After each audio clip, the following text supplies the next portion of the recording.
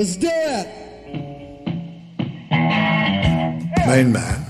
MainMan. MainMan. MainMan. MainMan. All the people that were working for MainMan were unusual. We were loud, ugly Americans, basically. MainMan. An interesting story, a very entertaining story, a very long, wonderful adventure.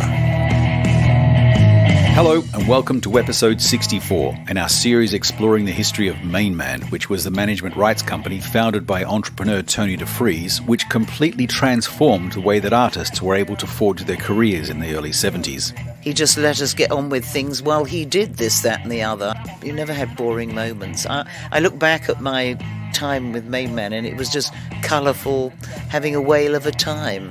MainMan worked with legendary artists like John Mellencamp, Mott the Hoople, Danica Gillespie, Mick Ralphs, Lou Reed, Marianne Faithfull, Iggy Pop, Amanda Lear and David Bowie. I know that I was doing Waiting for the Man by the Velvet Underground before the album came out, which positively makes me the first person in the country to, and I think I might even have beaten the American release as well, because my then manager brought back the demo of the album, a test pressing, from New York. He'd just been out to New York and brought it, and I immediately loved it. I thought it was wonderful. I put Waiting for the Man in the band set, like that night. For this episode, it's a pleasure to once again connect with Tony Zanetta at home in New York City as we continue our journey back 50 years to recall that amazing period in David Bowie's life when he morphed from Ziggy Stardust into Aladdin Sane. Z was at the epicenter of this incredible MainMan adventure, so it's always great to get his recollections. Z, how are you? Hi, Des. I'm pretty good. How are you? We've heard Tony DeFries and Mike Garson, amongst others, in recent episodes talk about the various circumstances that influenced the music that David Bowie wrote between the Ziggy Stardust and Aladdin Sane albums. What are your recollections of those changes, if any? I didn't see it as that much of a change, other than sort of a natural progression. And I've never seen the great distinction between Ziggy and Aladdin Sane. It was just like a little bit different makeup and more outfits, more costumes. The whole thing took place in such a short period of time, but so much happened.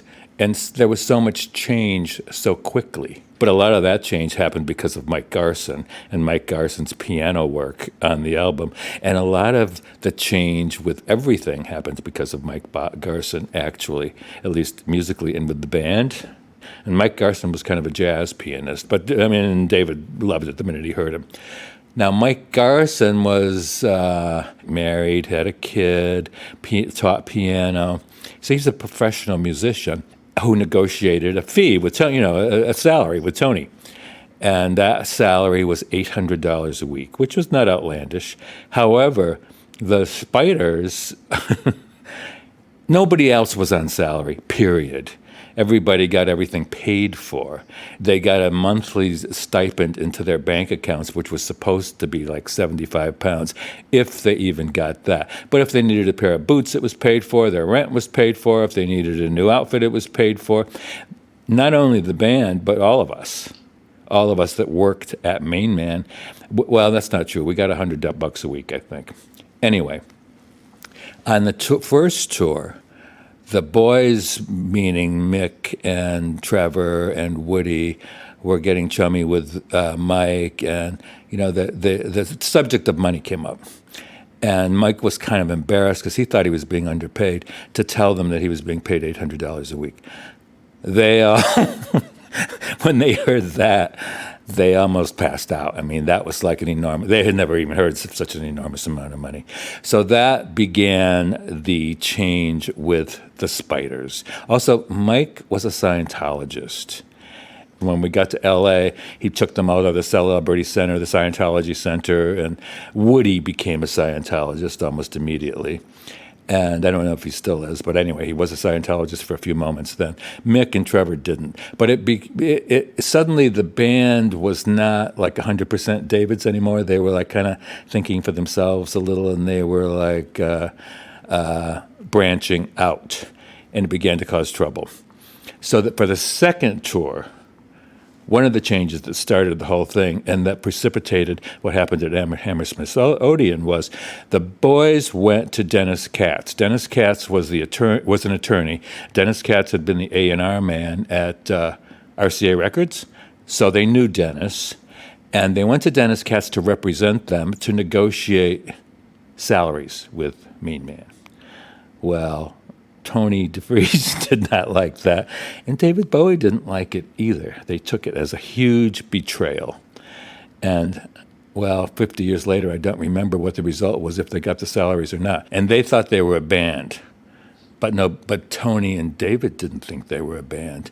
And if you look at David's early career, he didn't really have band. He was always David Bowie but there were like at least 3 or 4 different bands that he had.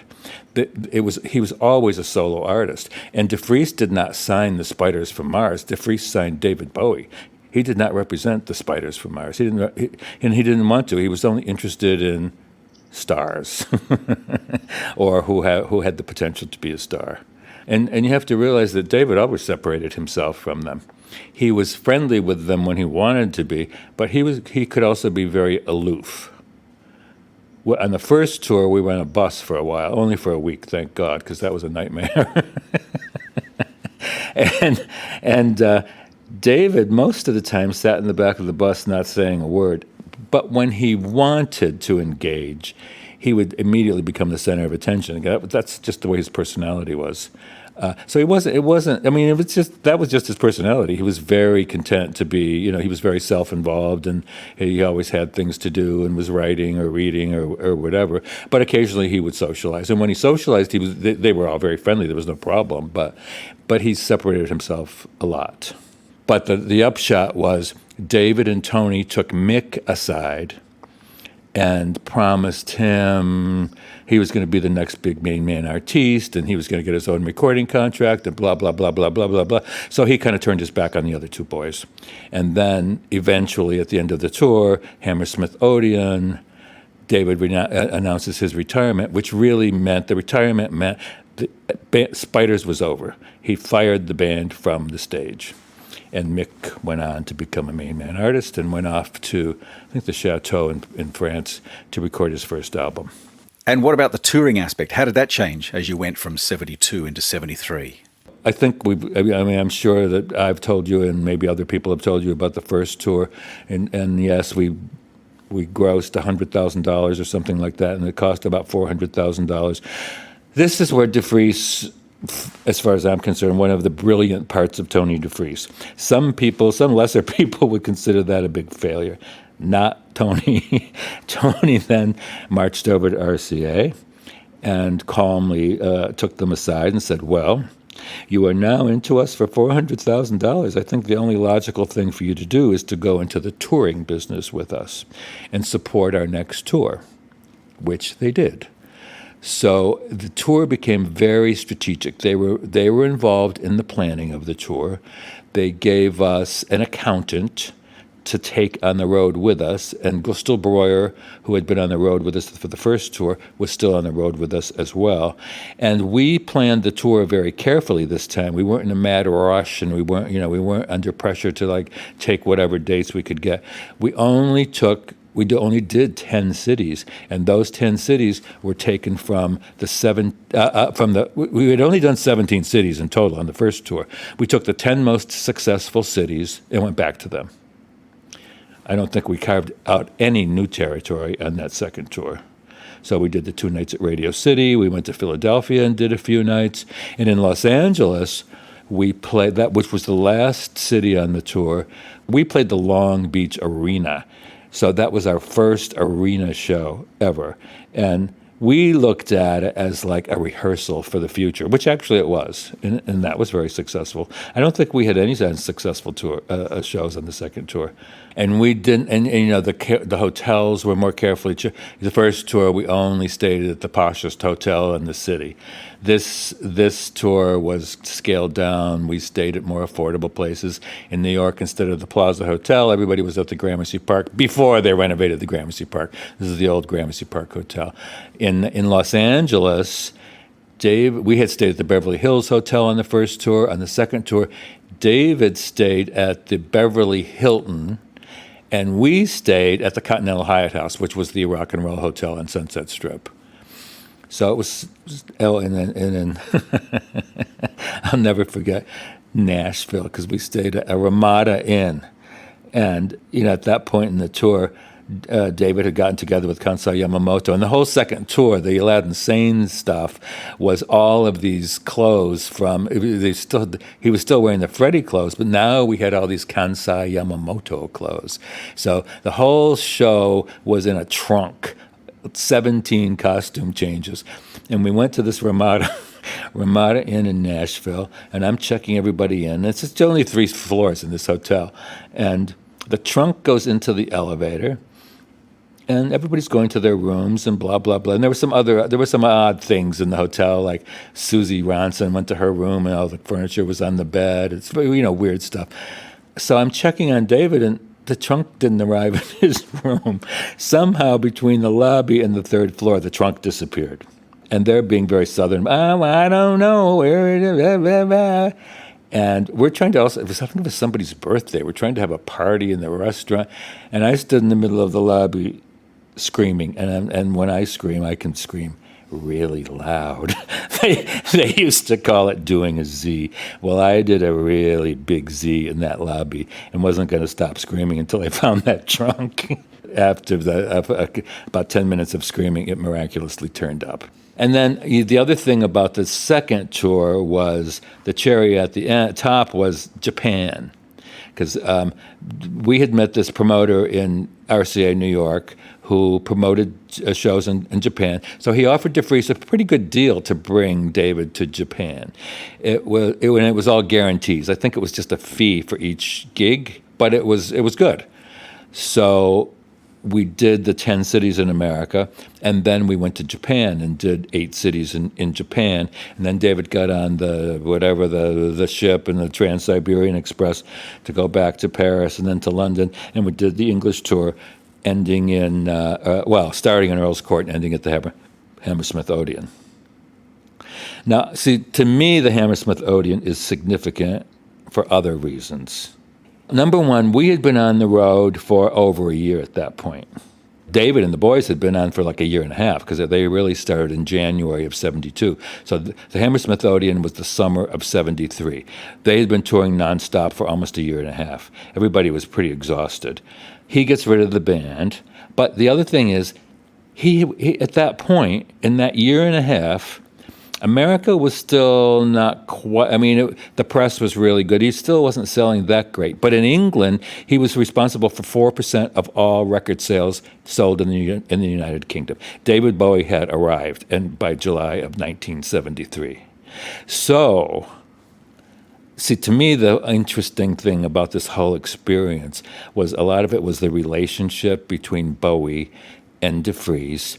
And for me, being around 2 men who were so different in some ways and who were so similar in other ways, who were so ambitious and so focused, yet still quite different, but who came together to accomplish their individual goals, which seemed like they were the same goal. But of course they weren't. So by July of 73, everything stopped. And DeFries was now a successful music mogul, and David Bowie was a pop star. Then the changes started for the next year. Everything began to change fast. Tony rented a house in Greenwich, Connecticut. So instead of living in the 2-bedroom duplex apartment on 58th Street, which was our office, he now got the house on North Street in Greenwich, Connecticut, like a 15-room house. He rented a mansion, basically. David was still living in Haddon Hall in his £7-a-week flat, but couldn't really stay there anymore because of the fans. They wanted to get a house too, but DeFries was not really going for that. But they did move. They moved to Maida Vale. Anyway, everybody began to reap the rewards of their fantasy, and as they did this, they began to sort of not be quite as one as they had been, because they were really in sync for the 2 or 3 years before then. But at this point, when they each were feeling, their power a little bit more, they began to step away from each other. And then things began to change with the company, with Bowie. A lot of things changed then. Did you actually notice a change in Bowie's music at the time, or was that sort of something that didn't register with you? I was never really focused on the music. I was focused on the theatricality, and then I was focused on the the social aspects of it. Because I fancied myself somebody that came from the theater. Not that I was that had that much experience in the theater, and his reputation was being so theatrical, which I didn't exactly understand. Because as far as I was concerned, I mean, he was great. He was a great performer. He was great on stage. But I didn't really think that changing your clothes was that theatrical. I thought, but all he does is change outfits. Is that so theatrical? I mean, he had some brilliant theatrical things that he did at Radio City, and he was very cautious about what he did at Radio City. He didn't overdo it. He came down from this apparatus from the ceiling, and the band came up from an elevator on the floor. I mean, Radio City was about as high tech. They had all this incredible technical equipment that you could use. But he was pretty, he's very careful about how he edited what he used, and it was strong. It was very powerful. But that's when, during that year, of course, we began to talk about Tour 3. I don't know. Tour 3 was Tour 3 was the biggest tour that ever didn't happen. What was happening? So the retirement, quote unquote. Got rid of the Spiders. What also happened was Tony was renegotiating David's publishing deal, and he didn't want him to write any new material, because he didn't want to give that new material to, I think it was Chrysalis. So that was sort of like a stop on all that. That's when he did pinups. Yes, there was a wonderful creative idea, but it was also a business. There was a business strategy behind that. Those were all. None of those were his songs. They were all covers. So there was that part of it, and then we never stopped working on booking the gigs. So we were planning on Tour 3, retirement or no retirement. But Tony wanted a 90-10 deal with the promoters, and he wanted out of the 10%, which would have been the promoters, he wanted all of the expenses of the gig to come. That was a deal for like a really huge superstar with guaranteed sales. And David really wasn't that, not in the United States. And Tony could not get those deals. We had only played 3,000-seat halls, like 10 of them successfully in the United States. And we'd only done 17 gigs in the United States. And we had played the one arena, Long Beach. So these were like, now we're talking about an arena tour with 90-10 deals. That was a little ambitious. So it was taking a while. And plus, because of the retirement, we had to come up with a strategy to unretire. And we came up with a marketing campaign called The Year of the Diamond Dogs, which was actually pretty good, I think. So The Year of the Diamond Dogs, as David started to record Diamond Dogs, was sort of like chronicling David's year and how his creativity led to the creation of this next show, which was the Diamond Dogs tour. So that was the way he became unretired. But before he got into Diamond Dogs, in October of '73, David filmed the 1980 Floor Show at the Marquee in London for the Midnight Special series in America. Yeah, and then so Woody wasn't part of that. We had Ainsley Dunbar for a while. But Trevor was, and Mick was, and of course, Amanda Lear, who David was seeing at the time. To me, she's one of the most fascinating people of the 20th or 21st century. She was so charming and attractive, and I ran into an old friend of hers one day on the street in New York, and he said, "Can you believe what she did? She took her worst asset, her voice, which was like deeply bass, and turned it into a fortune and turned it into a career," which is true. She's an incredible person. She's reinvented herself how many times? She's been a disco model. She started in the drag clubs in Paris. So I think that tells you something. She worked with Romy Hogg and April Ashley. Became a top model in London, and then she couldn't sing, but she became one of the most successful disco singers in Europe, and then became a TV star in Italy, and then now she's still working in Paris, making movies, doing live theater. I mean, she must be 83 years old if she's a day. And she did very well. MainMan supported her for about a year. She came to New York for a while. We had a incredible lunch with Salvador Dali, where we introduced her to the New York press. That was fun, at the Four Seasons. And Dali picked up like two strangers on the street and brought them with him. I mean, he just picked up his people up and brought them to the lunch, and would not speak a word of English, only spoke Spanish. But she got some good press out of it. She was really charming. And Amanda was just one of the many muses at that time who enjoyed that exciting period in Bowie's career. David always had a good time. Even Angie would say he was a right stud. He'd poke a hole in the wall. There were girls everywhere, and then the occasional boy, but mainly it was girls. And all still while he was married to Angie, who saw herself as a very important part of his success, even at that time. Angie was terrific, and she was so much fun, and she was creative, and she was smart. But you have to realize that she had as many boyfriends as he had girlfriends.